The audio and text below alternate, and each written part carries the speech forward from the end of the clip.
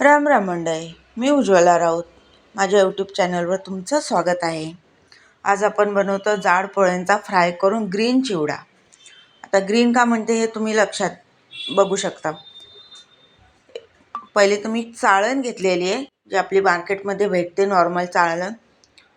पत्रा लावलेला असतो साईडनी, बघू शकता तुम्ही. ती घेतलेली आहे. फ्राय पॅनमध्ये तेल गरम करायला ठेवलं. डायरेक्ट तेलामध्ये मी चाळण सोडून त्याच्यामध्ये फ्राय करून घेतलेले आहेत पदार्थ सर्व, बघू शकता तुम्ही. आणि छान पदार्थ होतात, जळायची पण काही टेन्शन नाही आहे. आणि काढायचा तर खूप त्रास होतो तो, पण हे बघा सोपी आणि साधी पद्धत बघू शकता तुम्ही. पोहे मी फ्राय करून घेतलेले आहे छान. शेंगदाणे, आपली डाळ फ्राय करून घेतलेली त्याच पद्धतीने बघू शकता.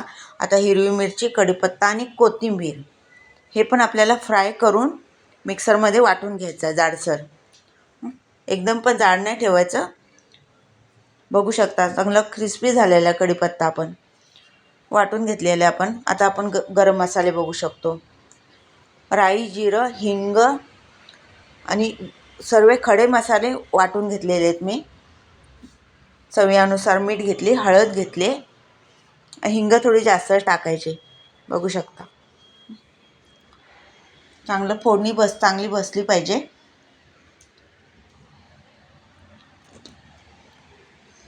जिराने राई असं तडतड झालं पाहिजे. तीळ टाकलेत मी थोडे, 2 चमचे तीळ टाकलेत, बघू शकता तुम्ही. आणि आपला ग्रीन मसाला जो आहे ना, तो व्यवस्थित परतला पाहिजे, कारण त्याच्यातलं पूर्णपणे पाणी सुकलं पाहिजे.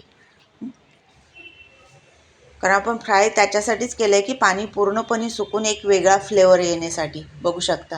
आता मसाला टाकूया आपण जो वाटण केलेला आहे. कढीपत्ता, कोथिंबीर ही मी कमी क्वांटिटी बनवलेली आहे, त्याच्यामुळे मी थोडंसं दाखवलेलं आहे, बघू शकता तुम्ही.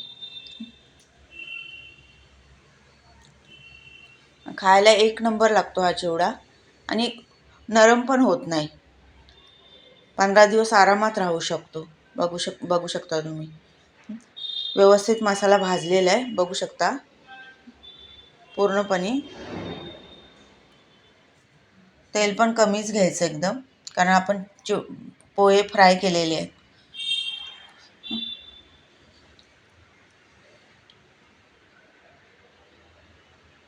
साखर आणि आमचूर पावडर थोडी वरतून पेरायची. साखर थोडी मिक्सरमध्ये वाटून घ्यायची, तुम्हाला हवी तेवढी, थोडी जेवढी लागते तेवढी. खायला एक नंबर चिवडा लागतो, बघू शकता. ग्रीन चिवडा आपला.